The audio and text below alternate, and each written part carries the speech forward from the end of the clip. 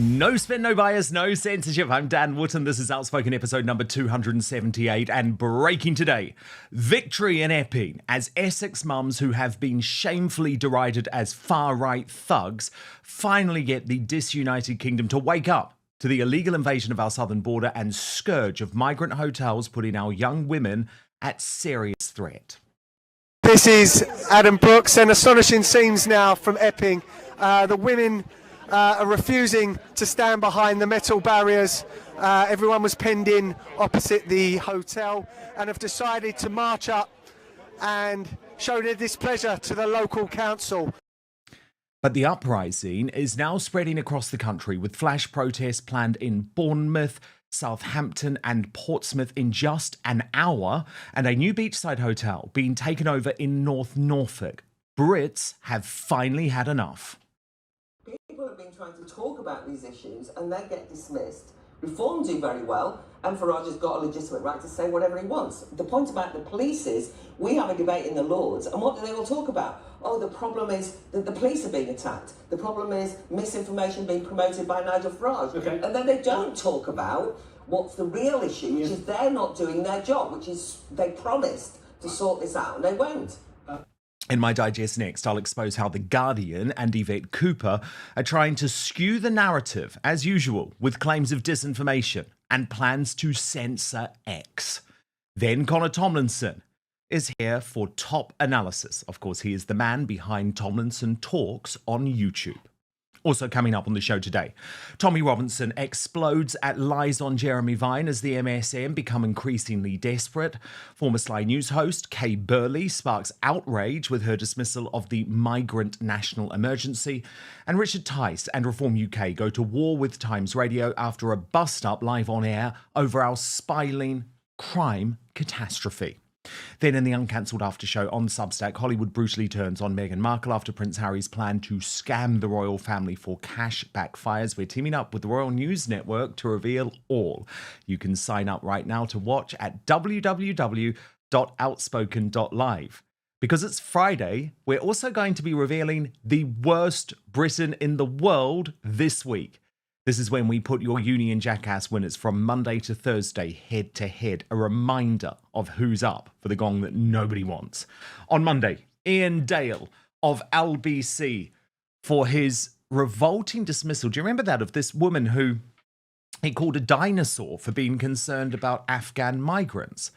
Narinder Kaur, she was up on Tuesday for just being so awful, actually, about the people in Essex who are quite rightly protesting. Wednesday, James O'Brien after his anti-Semitism disaster. And Thursday, Alistair Campbell for just not getting this situation at all. But does he ever? So you can vote. It's in a different place on a Friday. It is in the community or the posts tabs, depending on where you're looking on YouTube. We've already had something like 20,000 votes already, so please get voting. The winner and your comments at the end of the show. So do stay with us today. Let's go.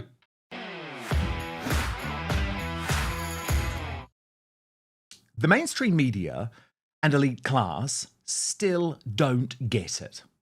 They think our anger is down to so-called disinformation, but they don't realize it's their disinformation covering up the reality of what we witness happening around us every single damn day that has caused us to reach this tipping point. It's them pretending that it's still business as usual as they head off on their first-class flights to their European holiday homes, and that's what makes us sick. The hope, though, comes from independent journalism and social media that has allowed people to see what's really happening out there. What's really happening? Like, for example, illegal invaders playing on PlayStation 5s in luxury hotels on our dime. Look at that. PlayStation in a migrant hotel. They're playing PlayStation 5. Oh my God, this is insane. They've got a PS5 in a migrant hotel. Cheers, mate. Thank you. And what has largely remained until now quiet treachery is being burst open because we just can't and won't take it anymore. Like last night, when Strawman revealed on X, not the MSM, More than one coach full of illegal migrants has arrived in the quiet seaside town of Cromer this evening. Locals like myself weren't told anything. Kira Dis then reported, migrant hotel confirmed in Cromer, Norfolk. Dozens of foreign men have arrived at the Cliftonville Hotel today in the small coastal town in North Norfolk, 9 miles outside of Norwich. No announcements or prior notice given to locals. We cannot and will not allow this, and they then copied in Rupert Lowe. That prompted fury, this revelation, by the way, and outrage, including from high-profile figures who can no longer sit back and watch the destruction of the country they love, like Liz Kershaw, ex-BBC, but actually very sound, who posted, "This hotel is right on the seafront in Cromer, just by the pier. And behind it are all the little cafes and shops. Have a lovely school holidays, eh?" And Alison Pearson, who pointed out the clock is ticking for Starmer's government. The British people will no longer put up with illegal migrants from backward, women-hating cultures being dumped on their peaceful towns, close every asylum hotel, deport every single man who broke into our country. So they can ignore us as much as they like, but they are just speeding up their long, slow death. By the way, thought I'd point out, neither the British Bashing Corporation or Woke ITV uttered a word about Epping on their flagship news bulletins last night. In fact, not a word about the migrant hotel uprising at all. Indeed, both bulletins spent the first 15 minutes on international news, the stories of Gaza and Epstein, before uttering a word about the United Kingdom. We know their priorities, but soon they won't be able to ignore what's happening. Because look at this. Flash peaceful migrant hotel protests tonight in just an hour's time in Bournemouth, Portsmouth and Southampton, because as Turning Point UK says, locals are taking their country back.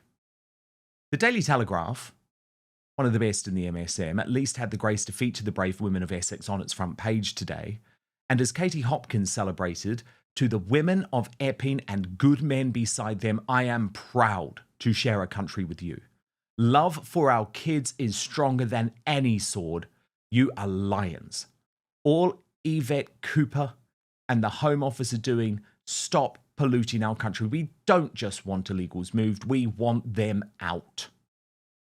And what happened in Epping last night was actually quite wonderful, as the locals again defied the over-the-top police force and brought only peace, even though authorities tried to lock them in cages. Watch. I've never seen so much police for, which is essentially a bunch of mums and dads from Epping. Are you going to keep coming back here as long as that migrant hotel is present, or what will stop you? What will stop you? Nothing. Nothing will stop us until because it's our children. But when do you say, oh yeah, okay, your kids don't matter? Your kids don't matter then? Of course they matter. Until they're safe, until the people that are unvetted are taken away. Once they're vetted, come back. Let's just turn the camera around quickly, Lindsay. You see the number of police moving across here. We've seen police officers from Warwickshire, we've seen them from Derbyshire, as you say, Nottingham, and the Metropolitan Police here as well.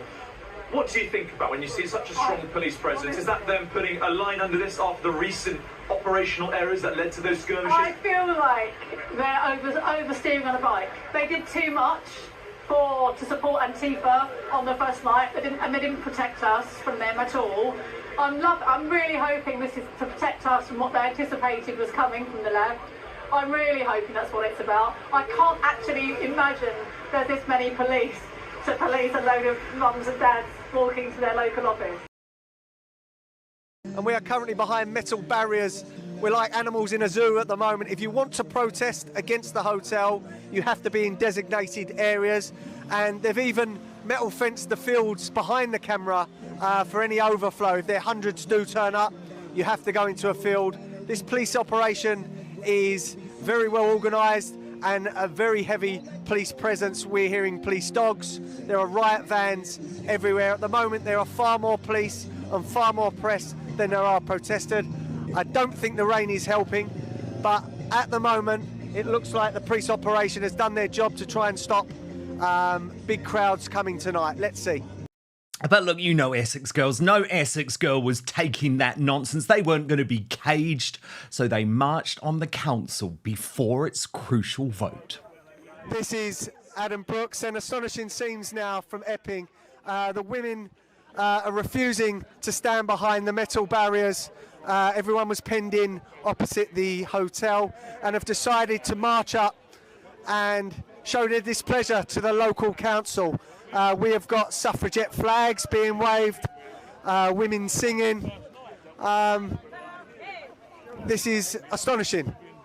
Astonishing. I'm not sure if the police were banking on this, but as you can see, there are police escorting up. Save Our Kids is now ringing out. Oh, the rain is so heavy. That says a lot, that people, especially the women, will come out in such terrible conditions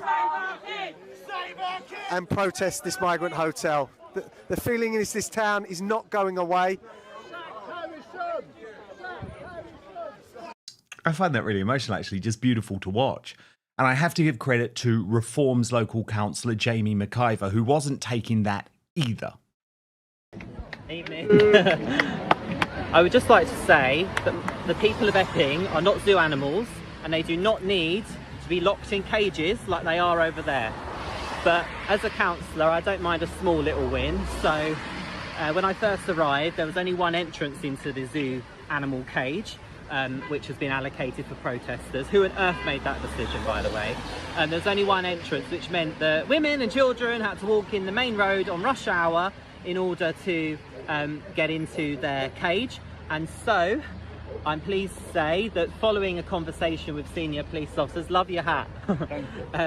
Following conversations with senior police officers, there are now two entrances, so at least women and children don't have to walk into the main road during rush hour. But I would love to understand why people are in a cage. I just find that totally insulting. But well done to the residents that are there. I'm on my way to the council meeting now. Lee Harris actually had the picture of the day, and he pointed out no faces covered, no far right, no violence, no hate, just concerned locals in Epping coming together to peacefully protest against illegal migrants sexually assaulting children. Wonderful to see. We need much more of this. And I have to say, you look at that picture, it's hardly the Nazis, is it? The Nazis that the Socialist Workers newspaper had predicted would turn up. What, Nazis like these?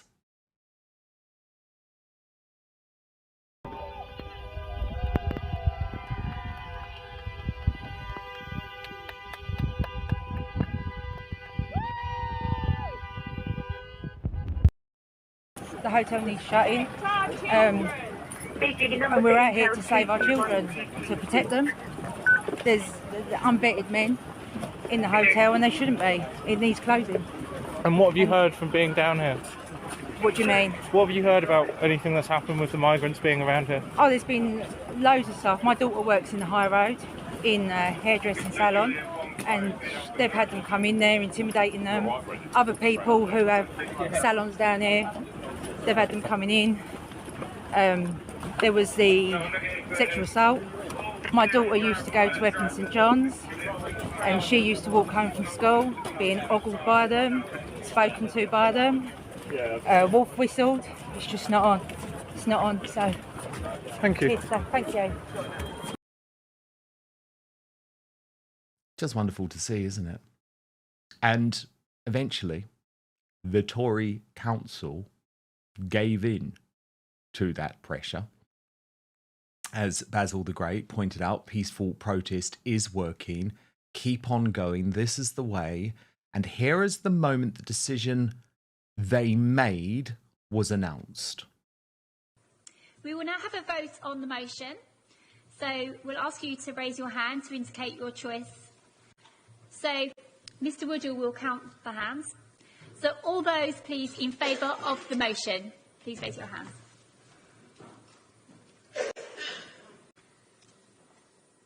The bell's going to be closed. Unanimous, Chairman. that means the motion has been agreed. The District Council have voted to support the closure of the Bell Hotel!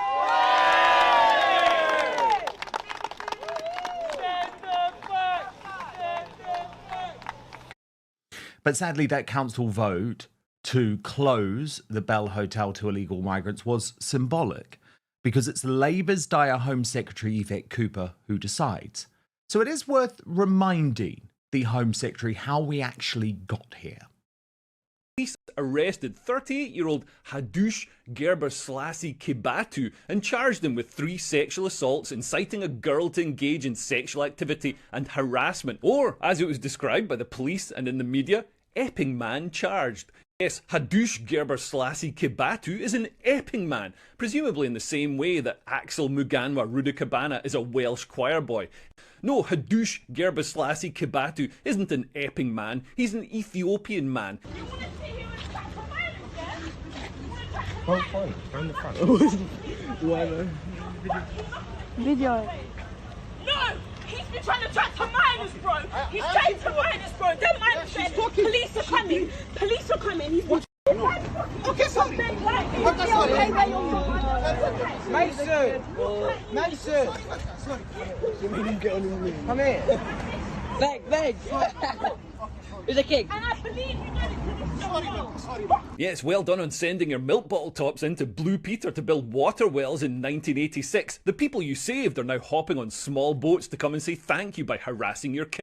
So that's how we got here, but isn't it interesting that the police don't seem to give a damn about that? They're not releasing footage of that man being arrested. They're not surrounding high streets to try and stop illegal sexually assaulting teenagers, but they are now all over Canary Wharf trying to stop legitimate protest.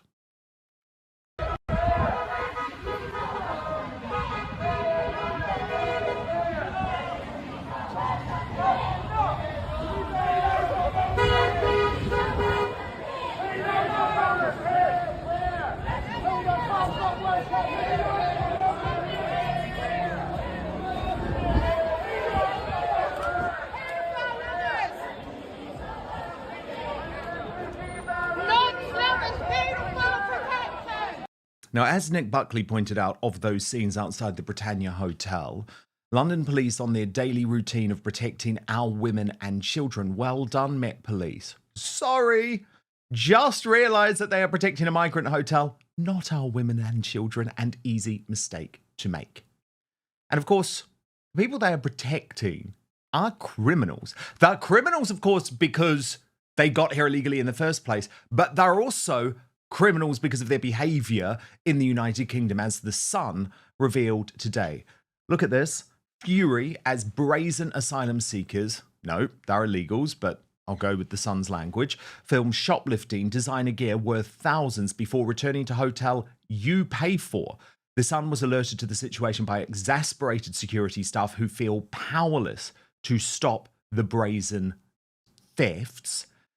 And they say they were tipped off by a security firm, and they saw organised gangs exit Liberty, one of the poshest department stores in London, with alarm-dodging bags of luxury items.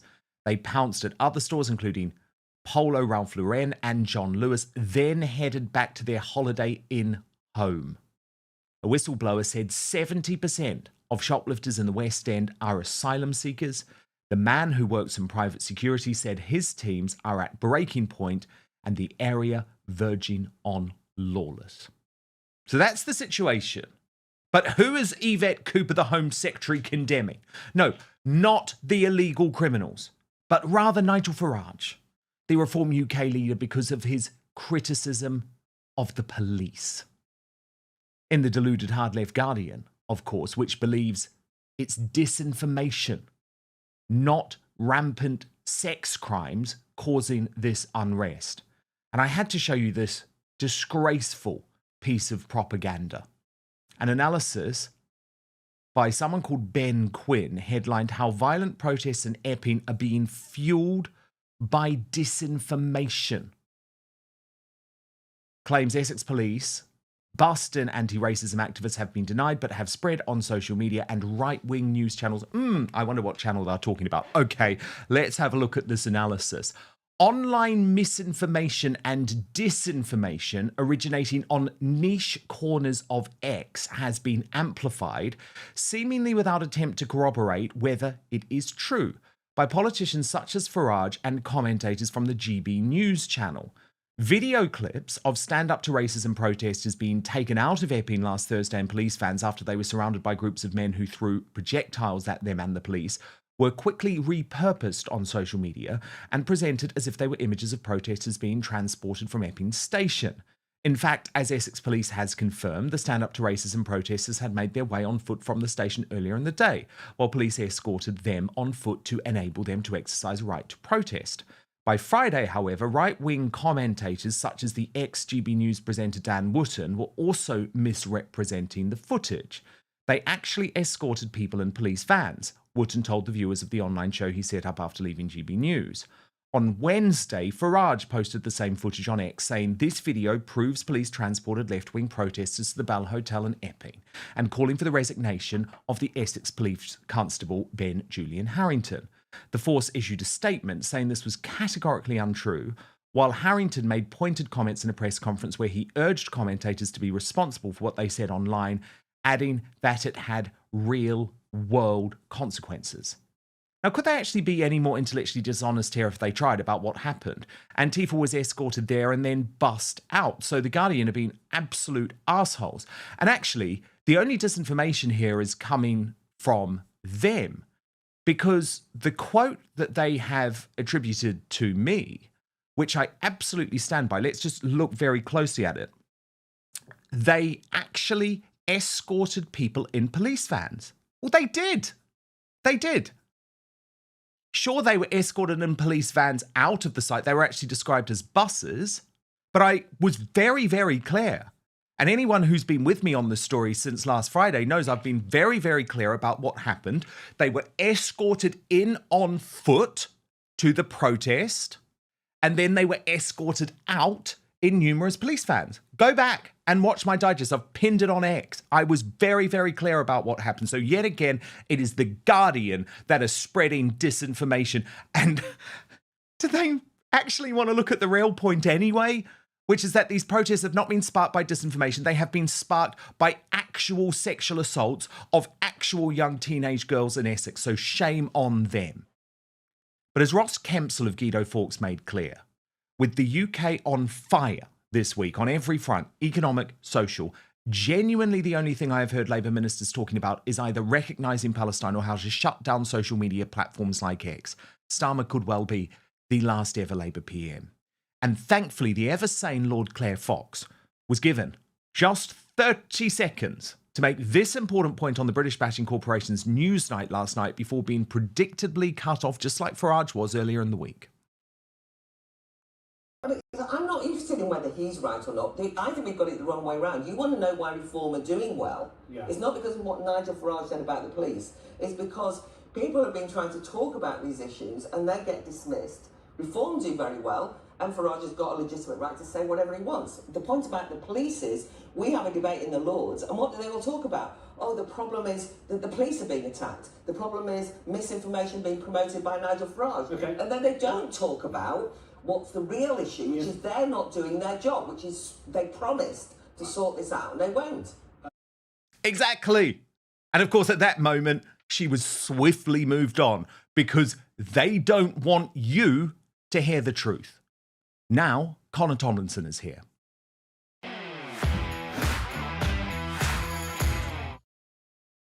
Connor, well, it's absolutely astonishing, isn't it? That the left-wing conclusion to everything that's been going on up and down this country this past week is censorship. That discussion on Newsnight eventually pivoted into the idea of shutting down X, shutting down Elon Musk's X. When are they going to realise that disinformation is actually not the cause of the unrest up and down the country?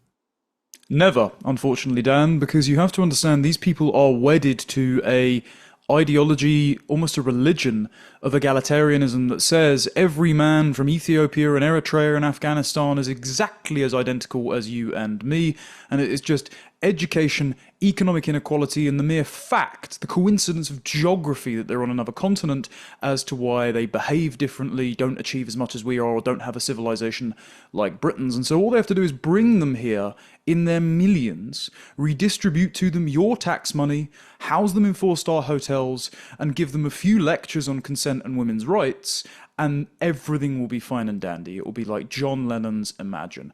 And the only thing getting in the way of that is the nebulous, phantom, far right, which is just the English and broader indigenous British people who refuse to have their identity liquidated to accommodate hostile newcomers. It is that so-called far right, concerned parents marching in their streets without masks, who notice differences between groups of people, between cultures, between newcomers and those who have settled here ancestrally for many decades now, and centuries.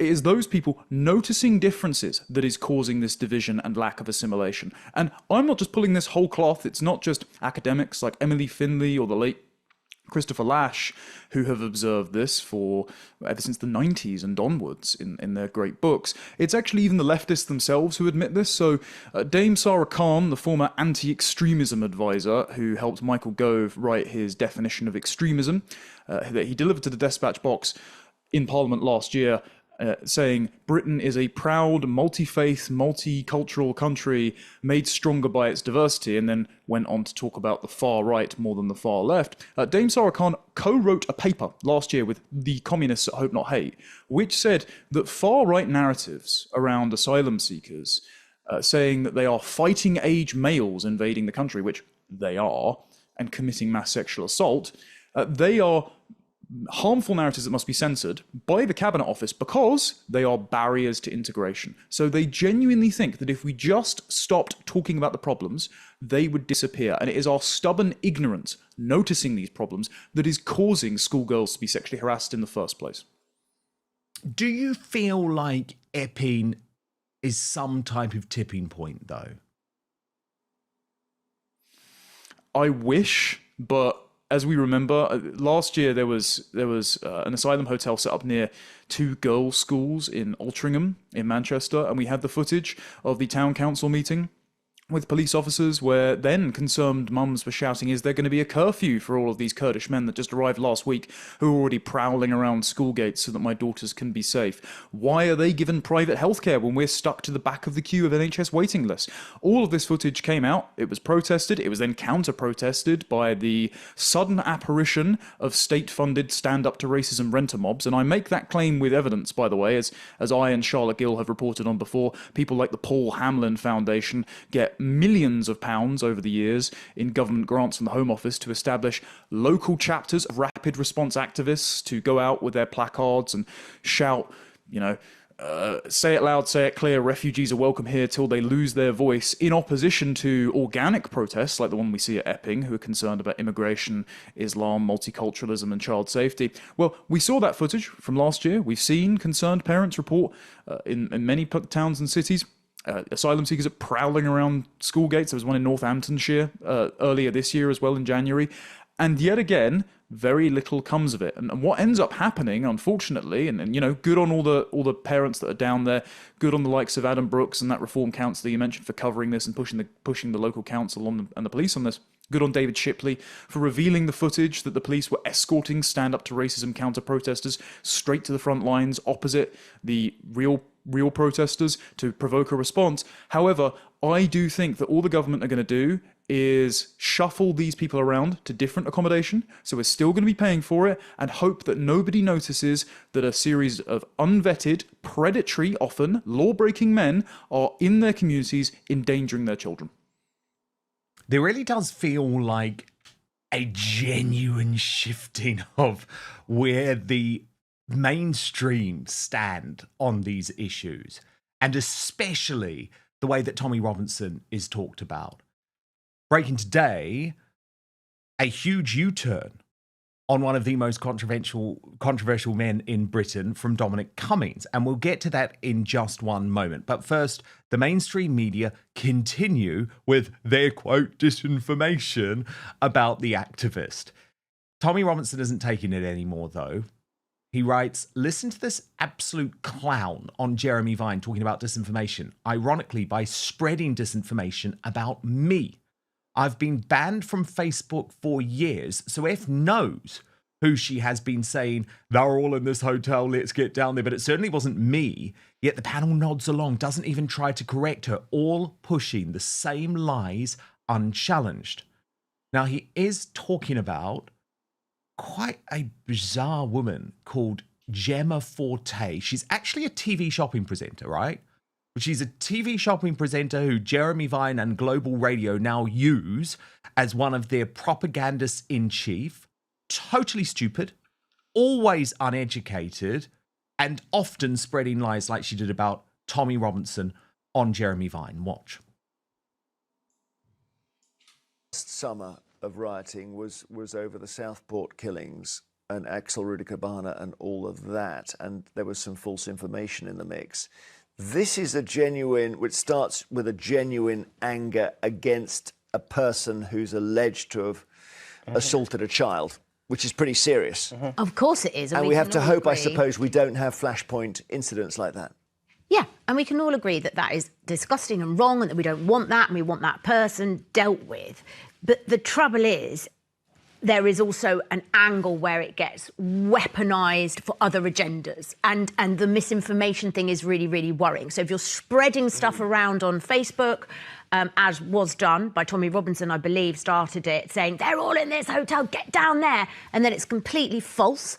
And then also within that, like, actually, how does that help? And there's also a difference between protest and rioting. And if you're rioting and you're throwing things at the police and you're punching people or you're damaging things or you're throwing stuff with fire in them or you are threatening people that are nothing to do with it, then that isn't protest, that is rioting. And then, so yeah, it's a hot mess. And I don't know where they start, but I guess they have to start with the... and also, when you've got groups like the EDL, you've got groups like the splinter group from the Patriotic Alliance. They're the far right. Do you think they're there? I mean, Connor, this is one of the problems, by the way, of putting a very stupid, basic TV shopping presenter and actually thinking that she can talk about current events and news because she is so uneducated. The irony that there she is speaking about disinformation and the amount of lies literally spewing from her mouth. I mean, talking about the EDL, which doesn't exist anymore, claiming that Tommy Robinson is spreading all of this on Facebook when he doesn't even have a Facebook account. What riots is she referring to? But then you take a step back and you think, Jeremy Vine, right, you're a pretty educated man. Okay, you've got a very uneducated guest. The riots last year, the so-called riots, were not caused by disinformation. Like, we were utterly furious about what happened to Axel Rudikabana, knowing exactly his background. Yeah, so there's quite a few points to address here. First of all, you're right. Robinson doesn't have a Facebook account. If I believe correctly, there was a Facebook executive who, when he was interviewed a few years ago as to the reason why they took Robinson off of Facebook, he cited a post that doesn't exist, alleging that he had called for people to behead Muslims. He's never done that, otherwise he would have been charged with that, because that's, of course, incitement to violence in this country, and the state are always looking for an excuse to throw the man in prison. As far as Robinson as well, not everyone has to agree that he is a prudent actor. I think he's probably sick to the back teeth of being talked about and brought up as a boogeyman anytime the establishment and their stooges want to beat on the concerned host majority population who make their grievances known about immigration and therefore to call them far right. But Robinson hasn't spread any misinformation about the Southport protests. He actually discouraged at the time anyone going out and engaging in violence because he said, again, the state are looking for an excuse to crack down on you, which, again, no matter how you feel about the man, was very sober advice. As far as the idea that disinformation caused the Southport protests themselves and the ensuing protests and riots across mainly Labour areas, even the BBC admitted this wasn't a centrally planned far-right network of Patriotic Alternative or Combat 18 or any of these, the EDL, who have been defunct for over 10 years now but live rent-free in their heads. Instead, they said, no, this was mainly concerned locals. And you can see that from a lot of the arrest records in Southport, the immediate riot after the vigil. Part of that vigil was kicked off, by the way, because there was a second potential suspect apprehended that people thought was a copycat attacker just down the road who was arrested by police with a knife as the vigil was going on. So that sparked concern.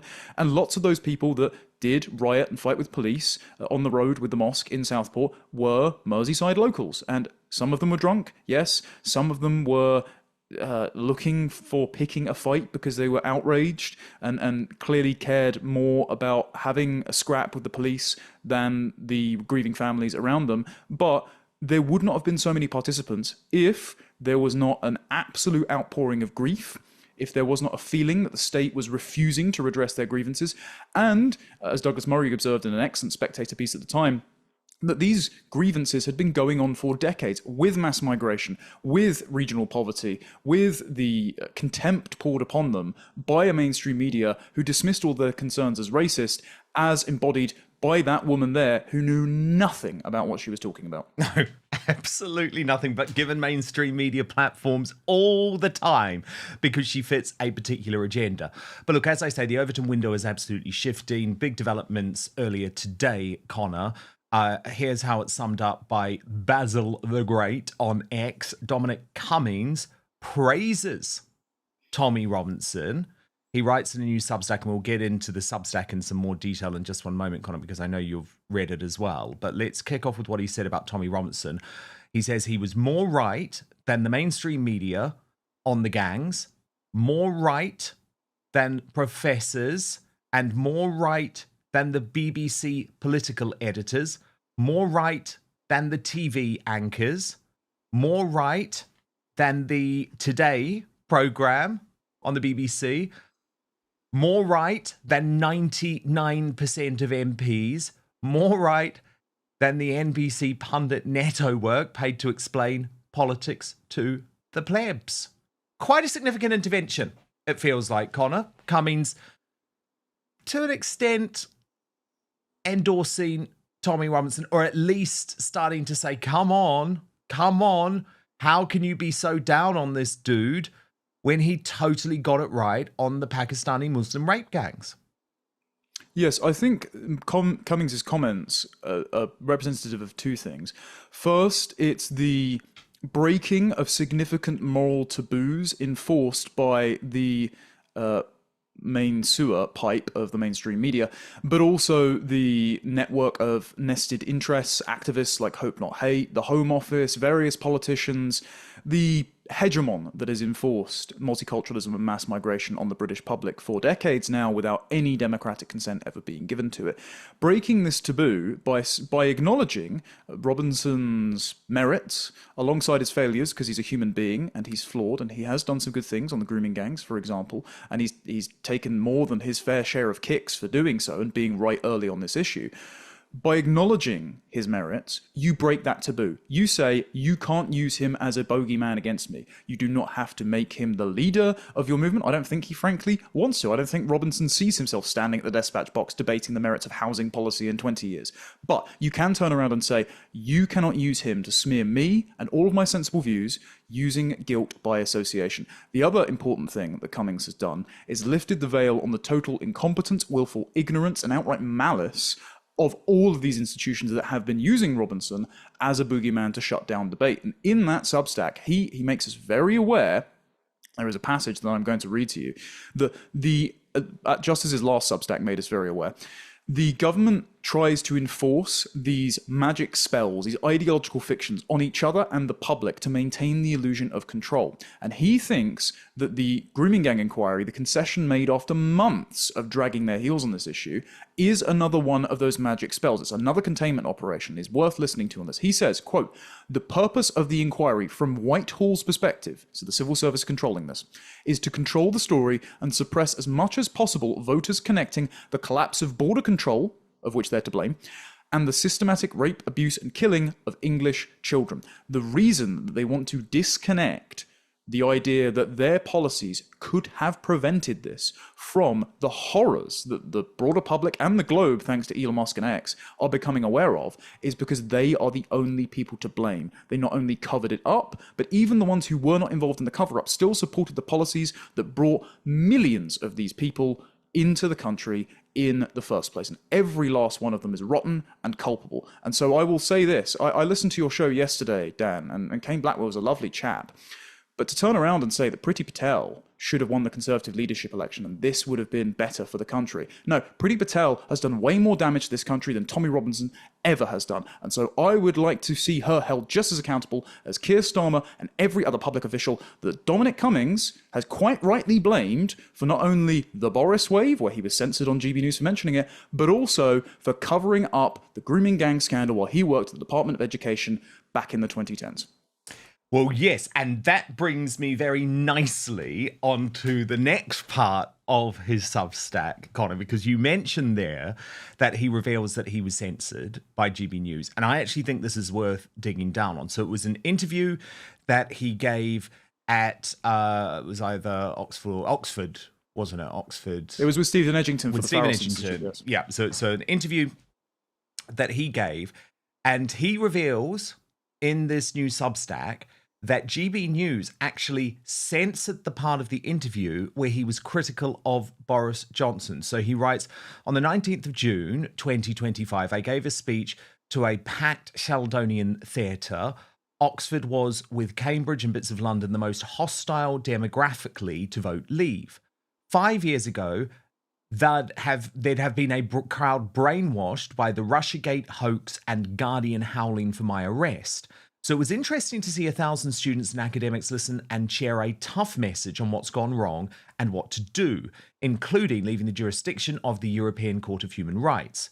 There's an interview with GB News on stage at the end of the talk.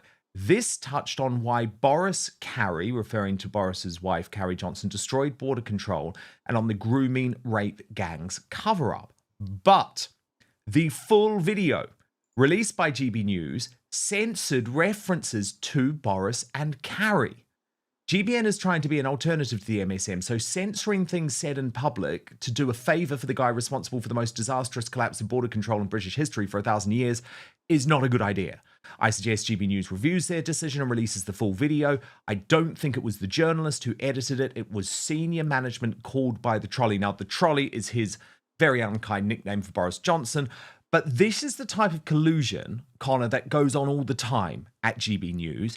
And lots of people say about me, well, Dan, you're bitter about what happened in regards to your situation. GB News is the best that we've got. We should celebrate it more than other mainstream media outlets. And look, there might be a lot of truth to all of that, right? Yes, I am very bitter about what happened to me there. And maybe they are better than the BBC and better than Woke ITV and better than Sly News. But this just proves they're not an independent outlet in any way, because there are so many vested interests which on a daily basis impact their editorial coverage. And I think it is disgusting that that part of the interview was censored because of a call from Boris Johnson, who, by the way, signed a deal with GB News but has never actually delivered any of the content that was promised. Yeah, I was actually going to ask you what on earth happened to his show that was announced but never materialised. I wonder if they knew well, ahead of time. It was a publicity stunt, Connor. I'll just quickly say, given you've raised it, that was a publicity stunt. I know for a fact. Bosses at the channel told me that the whole situation with myself and Lawrence Fox had just gone down, and they wanted some good publicity that they thought was going to energise the base. But it just shows you how actually far off they are, because Boris Johnson is not where the base is at these days. Yeah, that is an enlightening but very confusing anecdote, Dan, given the majority of the public now holds Boris Johnson in contempt for a number of reasons, whether it's the superficial blame of Partygate, the sort of two-tier restrictions he placed us under during COVID, whether it's trying to enforce mandatory vaccines on us in December 2021, or as the majority of the younger generation who are making their way up through politics now and are much more right-wing than the establishment Conservatives, they blame him for the Boris wave. Unequivocally, he betrayed the Brexit mandate. He and his advisors still don't get it. There's an alarming exchange that Matt Goodwin had with one of them on Policy Exchange a couple of days ago that I posted to Twitter, where she still insists that, all all of the Brexit voters wanted Singapore on Thames. They didn't want to lower migration whatsoever. It just wasn't even discussed in the Cabinet Office and briefing rooms. No, people hold Boris Johnson personally responsible for, as Dominic Cummings said, opening the floodgates to the third world because he wanted the Financial Times to like him. Now, that allegation was kept in the GB News version of the Faris Institute event. And that reminds me, I must ask Steve Edgington what actually was said, because I wasn't in attendance. However, I wonder if GB News did two things here. First of all, I wonder if they were petrified of any Ofcom complaints or even accusations of litigation by Boris and Carrie for the claims that Cummings himself has made. And I would wager that Cummings would not make such claims, whatever claims he made, if he did not have the receipts to back it up. Because Cummings, for all of his faults, and I don't think he was all that strategic with the whole Barnard Castle fiasco, so, you know, he does have errors in judgment, but I don't think that he would put this in print or say this in front of cameras, whatever he said, if he wasn't able to back it up should a lawsuit go to discovery. And then the other, of course, reason they might want to censor this is because people at GB News may still hold a candle for Boris, may still think that because Kemi Badenoch has been an unequivocal disaster, and now even the likes of The Spectator, under Michael Gove having employed Tim Shipperman, are now turning on her and setting their watches, as Cummings himself is, to her being ousted between November and May, they might think that, well, James Not So Cleverly isn't the best successor. Robert Jenrick is looking to be the best, but he might even be a rogue element for a lot of the One Nation wets. Maybe Boris Johnson is the only person with enough charisma and star power to take on Farage in 2029. I think it's an erroneous assessment, but they might genuinely be keeping their powder dry and not trying to upset formerly Operation Big Dog in order to usher him back into the big spot in the Conservative Party. Yeah, I actually think that's a really fair point, Connor, because it's actually far too simple. And people usually like to try and say make very simple claims when it comes to GB News. So the very simple claim is to say GB News is a propaganda outfit for Nigel Farage. And don't get me wrong, in a lot of ways it is. And he has a huge amount of editorial control. And that's why, for example, you've seen Rupert Lowe pretty much banned from the station, certainly not covered in the same way that he was. And any issues within Reform UK, which we know are massive, are pushed right down to the bottom of the news agenda. At the same time, I know for a fact that many of the big money bosses behind GB News, remember there are two billionaires, including one who is a member of the Liberal Democratic Party, are not super keen on Nigel Farage and are much more into the Govite type of politics. So I definitely think there is going to be a clash there, and they're still hedging their bets. I do just want to show you, though, what Tommy Robinson had to say about the GB News mob, because he's calling them out now. He really, really is. And I think he's got a point. He uses some pretty tough language, but let me show you this, Connor. He says, in regards to Lee Anderson specifically, Lee, you say enough is enough. But where were you on this 6 years ago? Same for Charlie Peters, for GB News, same for Nigel Farage. All of you suddenly jump on a bandwagon riding behind the crest of a wave of truth that others brought to light. And so many years before any of you piped up about the problem. Why? Because it's politically convenient for you to do so now. Others far braver than any of you help shift that Overton window that allows you to speak so bravely about these issues now. It's true what they say.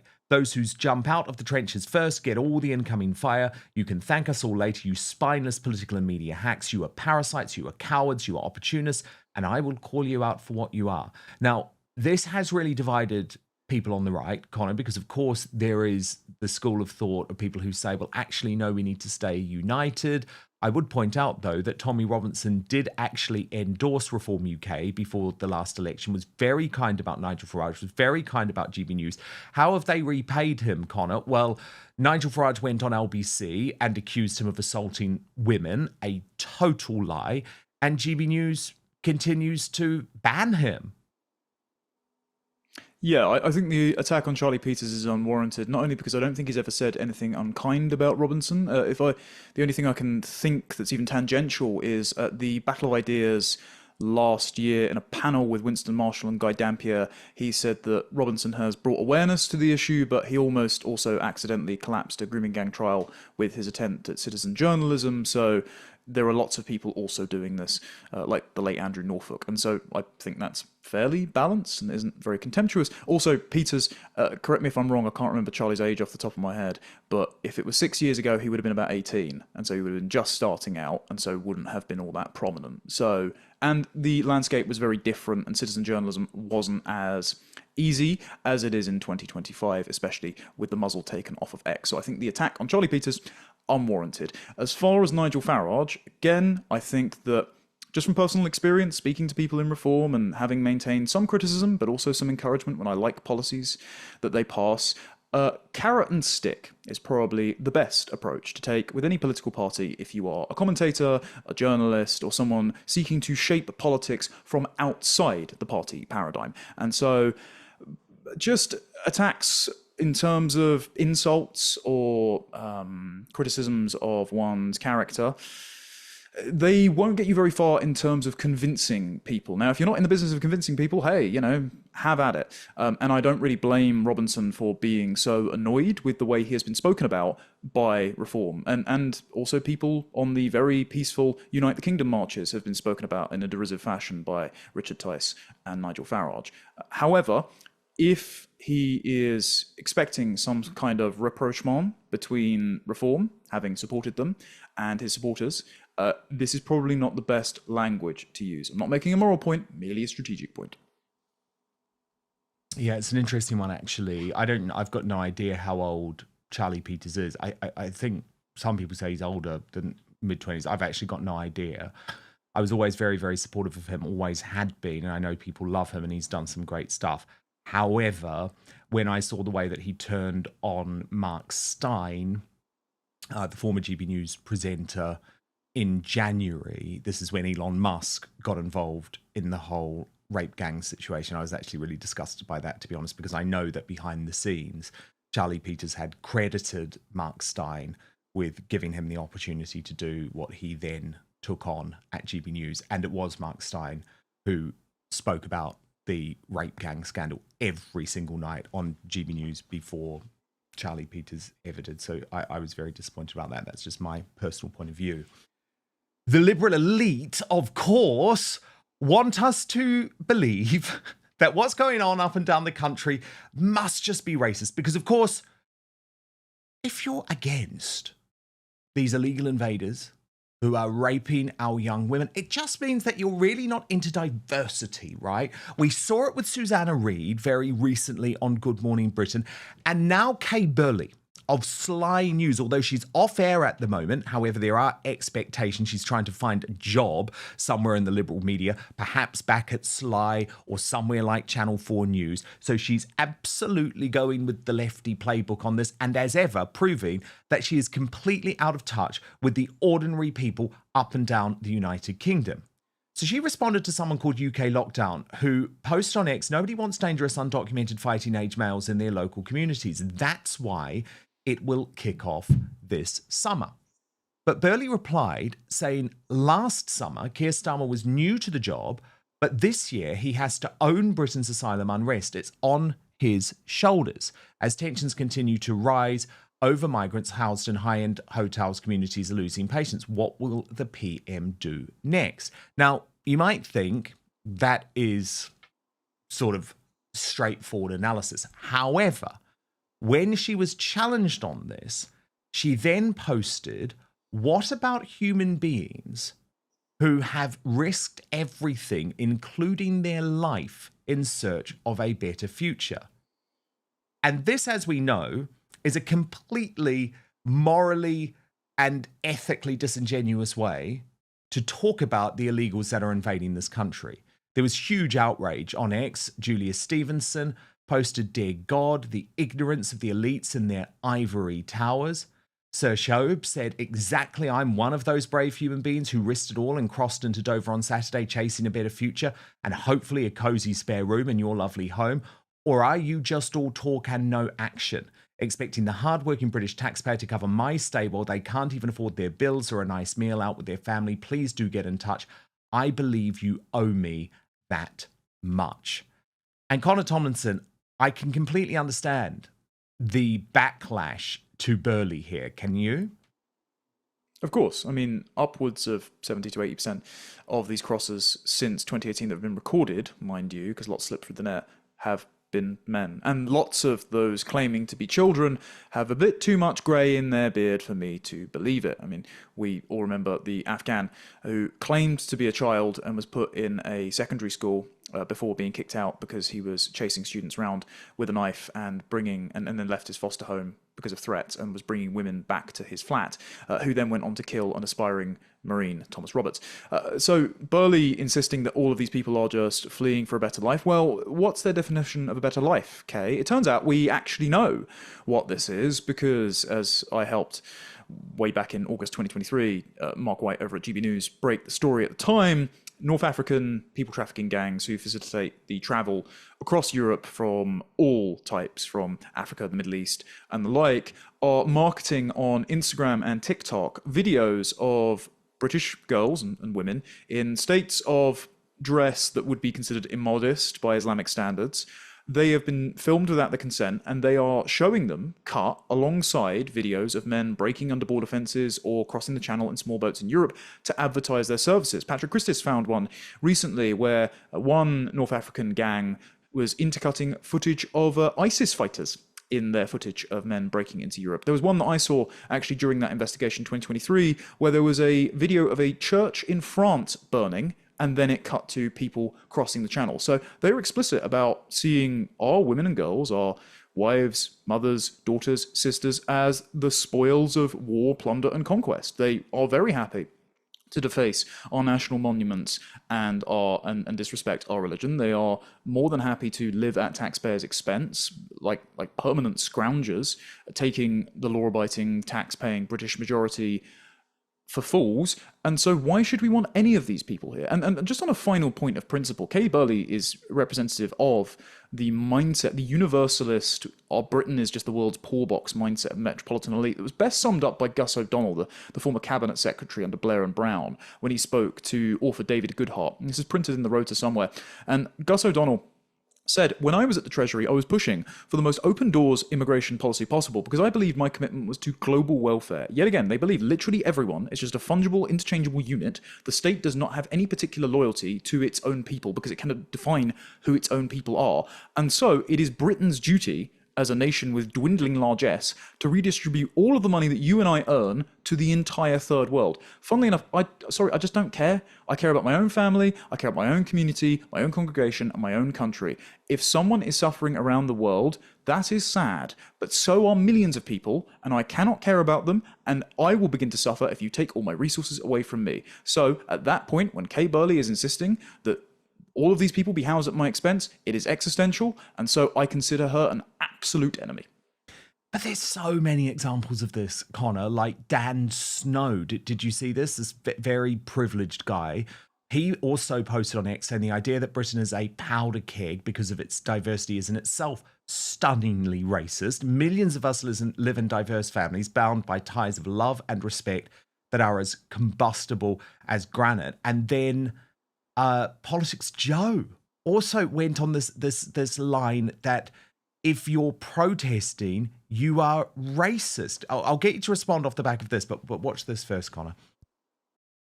With that energy and violence only to these crimes that are committed by people who aren't white, to immigrants. However many, I don't know the numbers, but white men commit atrocious acts against women and children. Actually, literally take, for instance, the aristocrat and her boyfriend who went on the run and their baby daughter died. That's a horrific story. And you're not writing about the death of that girl. Think of every atrocious story you've heard about a man. Wayne, let's take Wayne Couzens, for instance, killing Sarah Everard. There's women protesting. The far right were quite quiet on that one. If you're interested in protecting women and girls, it only inspires such venom when it is someone who's not white during it. So it's completely hollow saying you're there to protect women and children. You're there because you're racist. I mean, Connor, please respond to both Politics Joe and Dan Snow, who are now pulling out the You're a racist if you dare protest against your young women being sexually assaulted by illegals on their local high street in the middle of the day. Well, that wretched creature on Politics Joe, I mean, I won't take his advice on anything moral just by the look of him, but it's especially moronic that he brought up the example of Constance Martin, because I happen to remember, and I just Googled to check, that the boyfriend that she eloped with to abandon her daughter to die in question was a black chap. So pretty bad example to use if you're saying, oh, when it's white people doing it, then people don't care. Well, actually, it was a black chap. So, yeah, stop trying to racialize this stuff. What people are concerned about, and rightly so, is that every single one of these sexual and violent crimes and thefts and just acts of entry, disrespect for our border, every single one of these crimes committed by an illegal migrant or illegal migrant is a consequence of state policy. If they were never here in the first place, those lives would not have been ruined. So the reason people are angry is because we could stop it tomorrow. It could literally all stop, and the government are deciding not to, which is why they are speaking about it, protesting, petitioning. It is why courageous MPs like Katie Lamb or Rupert Lowe are trying to raise it in Parliament, much to the shrieking from the Liberal Democrats and Labour, like Sarah Champion. And so, the reason people are so incensed about this is because we are suffering for nothing, and our government, our civil service, the police, the RNLI, everyone who's aiding and abetting this, including the media like Politics Joe, could stop it tomorrow and are choosing not to. As far as Dan Snow, much like his, let's say, establishment right-wing counterparts who are, without reason, optimistic about the prospect of sufficient civics integration programs to render all of these hostile newcomers as indistinguishably British as you and me. I'm thinking the likes of Robert Toombs, for example, at the Now in England conference. Dan Snow's experience of diversity has been heavily mitigated by his wealth, his status, and just the fact that he doesn't get public transport, for example, or walk around some of the harsher areas of London. Dan Snow has very little to no interaction with the UK, spelled Y-O-O-K-A-Y. And if he were honest, if he were confronted with this, perhaps it would shake him free of his liberal delusions. But, yet again, as I started the show with, Dan, these people are ideologically committed to the idea that everything is a blank slate, and so Dan Snow is more mad at you noticing the differences between groups of people and foreign nationals who commit disproportionate amounts of sex crimes, like Afghans and Eritreans, than he is about the sex crimes themselves, because he thinks if you just stop noticing, the sex crimes will stop. Yeah, because he knows it's not going to happen to his daughter, presumably, or at least he thinks he knows that. I would say no area in the United Kingdom is now safe. Lots of people have woken up, though. I mean, the journey that Matt Goodwin's been on over the past decade has been a fascinating one. And he says, Connor, now that this is the worst state he has ever seen the country. Watch this. There's questions over any of this. They're instantly derided as far-right extremists, as anti-immigrant protesters, when in reality, what they're saying is they just want to live in a society where people play by the rules, where the laws of the land are upheld, and their democratically elected politicians, the people they have chosen to elect them, put them first. That is not a lot to ask for. That is the basics of a nation state. That is how you run a country. Yet our leaders now seem incapable of doing even that. So I am worried about the country. I'm worried that people are going to withdraw their support. I'm worried we're going to have disturbances and protests. And I'm worried this is going to become an increasingly permanent feature of British life. And if you want to know who's responsible for that, it isn't the hard-working majority. It isn't political activists. It's the people who are supposed to represent us, who are supposed to respect and uphold that social contract, because it goes two ways. In order for the people to be willing to pay into the system must represent the people, and it is failing to do so. That's my bigger concern about the UK right now. And you know what? I think millions of people out there feel exactly the same way. Connor Tomlinson, do you agree? Absolutely. And look, I have friendly chats with Matt frequently, and I am very glad that he is still in reform. He has hung it out because he is very aware of the criticisms that have been made of their personnel and their softening of policy, and he is willing to address that. And I'm glad that he has come a very long way in thanks, Potts, to reading the works of Christopher Lash. From writing Guardian columns in 2016 defending Saeed Avorsi to having the cold bucket of water of Brexit splashed in his face and realising that the left behind working British majority are not represented in their politics, and understanding, as he wrote in a recent policy exchange paper, that the new right that is emerging in setting its face against the established right that have led us to the brink of civil unrest, impoverishment, and ethno-cultural heterogeneity, the new right are more concerned with questions of identity than just about economics and making sure the numbers on the spreadsheet add up. So I'm glad that Matt gets it, and I hope that more of our insurgent would-be populist elite start listening to him. Indeed, very, very well put, Connor Tomlinson. Breaking right now, a massive on-air brawl and off-air fight has broken out between Reform UK and establishment radio-in-chief, Times Radio, over crime stats. And it comes as I think Reform UK start doing some very good work on this area. Look at this post from Nigel Farage today, comparing 1975 to 2025. Do you remember that very famous Concorde advertisement? If you were flying the Concorde tomorrow, you'd wear a Rolex. And his social media whiz kids done a bit of a Photoshop job to make the new version of the poster. If you were visiting London tomorrow, you wouldn't wear a Rolex. And the thing is, that's completely true. That's completely true.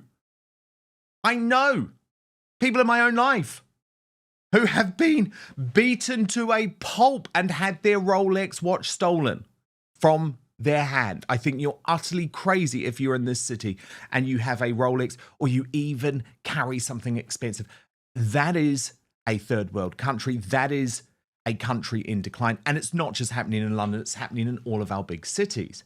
But of course, if you're part of the metropolitan elite, you don't want to believe that. You don't want to believe that's happening to your country. It doesn't impact you because you get shepherded from your very posh London apartment to your country home by a town car. Your children drive their own vehicles. You're simply not having to face what all of us are on a day-to-day basis. And so I think Reform are doing very, very good work on this. Layla Cunningham, who is their new sort of star in London, interesting woman. She was a Conservative. She is a Muslim. Some people saying, is this the person that Farage wants to stand for London mayor? But she's very, very good on the issue of crime. She's previously been referred to as the vigilante mum because she went after some criminals who had attacked her own children. And this is where the bust-up started, in an interview between her and Mr. Establishment-in-Chief, Stephen Sackur, who used to be on BBC and hosted Hard Talk, and everyone was apparently outraged because that show got axed for some reason. So, of course, Times Radio, they always sweep up the establishment folk, right? Andrew Neil's out of a job. Let's get him on Times Radio. They've done the same thing with Stephen Sackur. And he proved just how out of touch this radio station was during quite an astonishing interview. Watch. Are you suggesting that crime is out of control?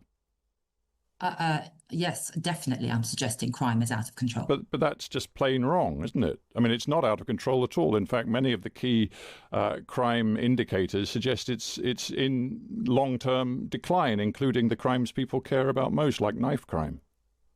So I don't know where you get your data. Well, 2019 to 2024, knife crime decreased by 8.2%. Not in London. In London, it went up by over 20%. Well, you're a national political party, aren't you? Yes, we're a national political party. But I think you'll find in hotspots, it's actually gone up. Yeah. Sorry? Well, no, I'm just looking at a whole list of different crimes and the statistical analysis. Car crime, for example, people care enormously about that. It's been declining for 30 years. So, Stephen, there's data and there's what you call a lived experience on the street. Well, hang on. Data, what you call data is just facts, right? I mean, facts matter. And in so many different parts of this discussion, you will find, if you look at the facts, that crime is in long-term decline. All data is flawed. Now, as Richard Tice pointed out, delusional claptrap from Stephen Sackur, who must be amongst most out-of-touch journalists in UK. He seriously thinks crime is falling, and he seriously trusts laughable crime surveys that bear no representation of what is happening on the streets. Embarrassing for Times Radio. I mean, funny that Richard Tice is finally waking up to the fact that Times Radio is the enemy. I mean, it really, really is.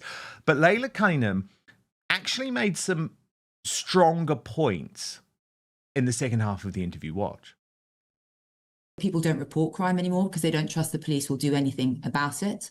A lot of people go after muggers themselves, which I had to do in my area. I was called vigilante mom by the press for doing it. And it is flawed. Do you know how much violent crime has actually gone down over the last 30 years? I'm talking long-term trends here. They matter. Any idea how much it's gone down? No, but I'm talking about short-term trends. It doesn't matter what happened 30 years ago. We're a completely different country. Of course it matters. Of course it matters, because you can point to one particular spike. It might be that there was a particular spike in one particular area over one particular 6-month or 1-year period, but the trends are clear over a long period of time. All of these crimes that people care about most are, it seems, in decline, and yet you say that crime is completely out of control. Nigel Farage today said we must and we will take back control of our streets.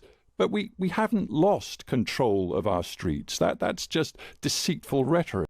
Oh my God, where is he living? Where is he living? Well, we know where he's been living, in a BBC enclave where they pay for everything. I live in the real world, in London. And it is a hellhole, and let me tell you, it is absolutely lawless. Now, in response to that interview, Fraser Nelson, the former editor of The Spectator, now part of the Times family, wrote on X, Times Radio delivers a quality of interview that you'd struggle to find elsewhere and gets better all the time. Stephen Sacker, the latest to join, is a great example. Well, Richard Tice wasn't having that. He posted, you and Stephen need to wake up and get out of the Westminster Village more. Crime is soaring, police is disappearing, and law and order is on the ropes. Now, that prompted Fraser Nelson to post his own riposte, one of these graphs, right? That crime wave in full. But I fully agree with Richard's response. Wake up. You are not normally this naive. He is, by the way, Richard. You wake up to Fraser Nelson. Crime is soaring. Public confidence is collapsing. Police are failing. You cannot tell people that what they see is not there. Now, Connor Tomlinson, you are one of the biggest critics of Fraser Nelson, I think for very good reason. And isn't it about time that someone like Richard Tice wakes up and realizes, right, he's not on your side. Times Radio is not on your side. They are living in La La Land, in their own little North London world. I wish that were the case, Dan, and I won't hold my breath, because Richard Tice once had the same reaction calling an article that I wrote, I think it was late November 2024, delusional garbage, when I warned, well ahead of them ousting Rupert Lowe, that Ben Habib quitting the party was not a good sign, that insulting your supporters over Tommy Robinson was going to cause division, and that the appeasement of political Islam was going to be a wedge issue between them and the base, especially as skepticism of immigration on cultural grounds, particularly Islam, grows among the general public. And then you have months later, as of very recently, Nigel Farage going from saying to the New Statesman, well, I'm to the left of the country, and Robert Jenrick on these issues, to now, because he got so much backlash and people within Reform advised him to take a different line, saying, I'm basically Nayib Bukele, I am the Law and Order Party, we're going to deport them to El Salvador. I much prefer the latter messaging, but their instincts are to still take the likes of Times Radio and Fraser Nelson seriously. Now, on Fraser Nelson, I always enjoy criticising Fraser Nelson, though not that he hears my criticisms, because the last time he insisted that the working age population of Britain going up, not working population, by the way, because they aren't working, because of immigration was a good thing, I asked him, if you find yourself asking if all these Mohammeds will abide by British values, you're asking the wrong question, Fraser. And he blocked me. However, lots of people who have also been blocked by Fraser Nelson do the same critique, and I have a critique, and I also would like to relay a critique from Adam Wren, the person responsible for releasing lots of the Grooming Gang transcripts, who's a real data nerd. So Wren's critique, in a very good thread that he's posted on Twitter of Fraser Nelson, has pointed out that Nelson's assertions, and also Stephen's assertions on Times Radio, are based on the ONS Crime in England and Wales survey. Now, the problem with this is sampling. They don't sample enough broad neighbourhoods. They use a middle layer super output area, basically looking at lower density neighborhoods. They're not sampling the high density urban areas where lots of these crimes are committed. And, of course, it's reliant on people either participating in the survey or reporting the crime in the first place. And lots of people have stopped reporting crime because you get given a crime number and the police sit back down at their desk, eat a digestive, and put you on a watch list for sending a tweet. So the methodology is entirely subjective. But, as we can see in that graph, there is, as Layla herself said, a small uptick in recent years. Now, what's caused that uptick? Immigration, obviously, because we know from the Global Organised Crime Index run by the far-right conspiracy outlet, the US government, that Britain is #1 in Western Europe and #2 in all of Europe last year for crimes committed by foreign nationals. What that means is that every single uptick in crime caused by a foreign national, whether legal or illegal migrant, because legal migrants commit lots of crimes too, and their second-generation offspring who repeat the same economic and criminal patterns as their parents, is a consequence of government policy. Yet again, Fraser, imagine how much crime would be lower if these people were not here. But no, Fraser Nelson, despite accidentally kicking off the global debate about grooming gangs, back with his column late last year, still insists that Britain is undergoing an integration miracle, and literally any drill rap in listening, social housing inhabiting gang member can just identify as British and is no different from his own wife. Well, what is interesting, Connor, is that Fraser Nelson then actually gave a defence of Reform UK on Times Radio, but it plays into exactly the point that you have been making for some time, which is that someone like Fraser Nelson just actually views Reform UK as like a sort of doorstop to actual change, actual conservatism, which obviously he would brand something very different. You know, he would call it the far right. So I wanted to show you exactly how he justifies this and get your response. And of course, it happened on Times Radio. Where else? Defend Nigel Farage and Reform here. I mean, just because some far-right lunatics have joined the protest, that doesn't mean to say they're getting into bed with them. I think there are lots of people there who are really dismayed at what's happening with the small boat situation, with the migrant hotel situation, and I think there is a risk of falling into the trap of saying, oh, these guys are all fascists, look at this, they're standing shoulder to shoulder with the far right. In doing that, I think the risk is overlooking the legitimate concerns of people who are just standing up for their community, for their sense of fairness. And it is, if you get stuck into the trap of attacking the far right, who, by the way, absolutely deserve to be attacked, then there is a risk of overlooking the legitimate grievance. Now, the only opportunities ever for extremists in Britain come when governments fail to address a legitimate problem. And that's what's happening here. The small boat situation is a daily scandal. The migrant hotel situation is an absolute outrage. And I think the surprise is not that the protests aren't happening now, but they haven't been happening a long time previous to this. We've seen this world over. In Sweden, something like 6 or 7 years ago, they were burning down migrant hotels. We haven't seen that in this country. But this is what, when you offend people's sense of fairness, when people are struggling to put food on the table and they walk past migrant hotels where they're getting fed 2 hot meals a day, given mobile phones, etc., of course you're going to be very angry. And you can't exactly say, please don't be angry, because I think there's a guy over there who's a far-right person coming in here. Now, Nigel Farage is not the face of extremism in Britain. He's not the face of racism. He is a buffer between us where we are now and the genuine extremists and racists who are waiting to come into the wings. And if it wasn't for Nigel Farage, we would absolutely have a Nick Griffin figure, larger than life, way more stronger than he is here. Connor, over to you. I know you'll have a lot to say on this one. Oh, that clip is going to live in infamy.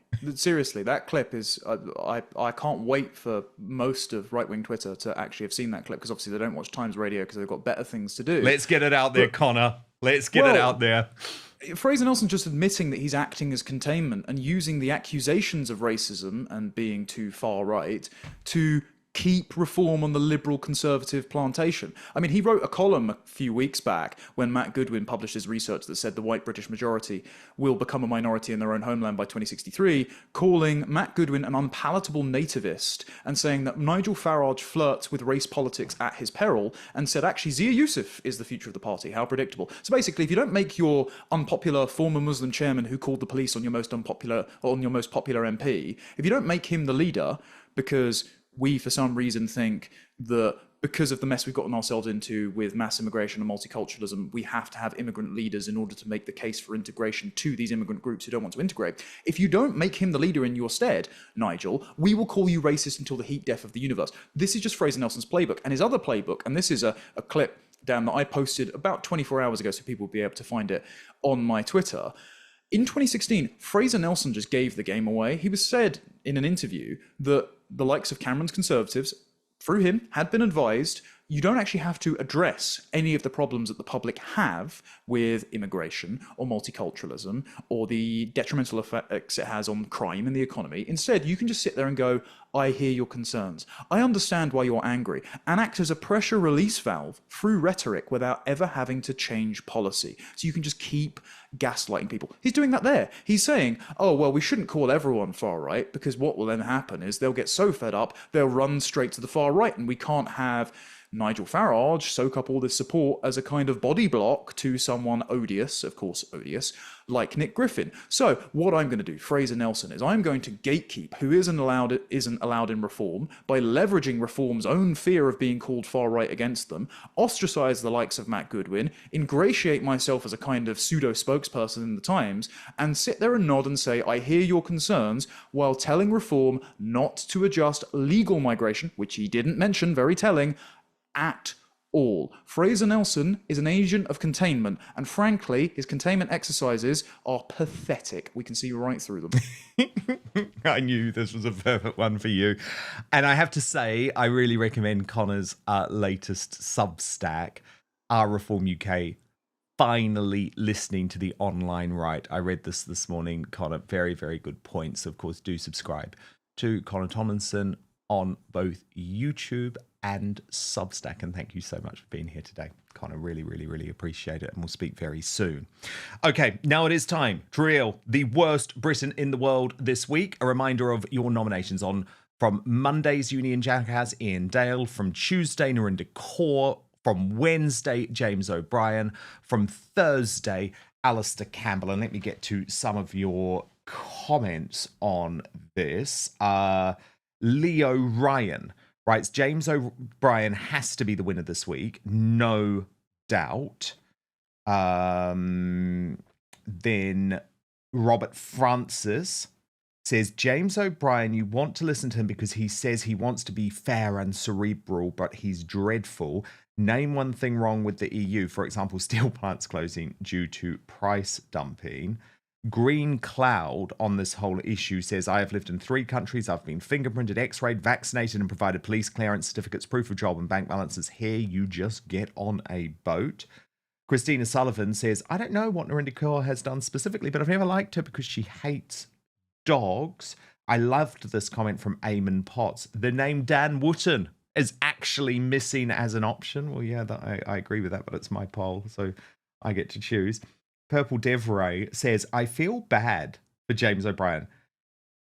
His looks really show his books really show he's got a problem. He's been held captive by an ideology. But Philip Radley says, Alistair Campbell will always get my vote. And yes, I know there's a lot of competition, but he is definitely the most odious individual in politics and with massive amounts of blood on his hands. And Ali Wilshire says, that Narinder, whatever, is awful, vile, wretched. I live in America. And the first time I saw that creature, I have to say I was taken aback. She reminds me of those monsters in the movie Trolls. Her logic is so backwards, she fits in with the bully. Everyone is always a victim, a nightmare. Okay, so good feedback. But here are your results. In 4th position with 9% of the vote, it is Ian Dale of LBC. In 3rd position with 12% of the vote, Alistair Campbell. The runner-up with 26% of the vote. But the overwhelming winner, named the worst Briton in the world this week, James O'Brien, the ultimate union jackass with 53% of your vote. Okay, we've got one more thing to do this week. We are standing by over on Substack where I'm going to team up with the Royal News Network for all of your royal news. Please do sign up to Substack to watch. www.outspoken.live is the address. I hope you have a wonderful weekend, though. Back with you live 5 p.m. Monday. In the UK, that's midday Eastern, 9 a.m. Pacific. Have a very restful time, and most importantly, I promise to keep fighting for you.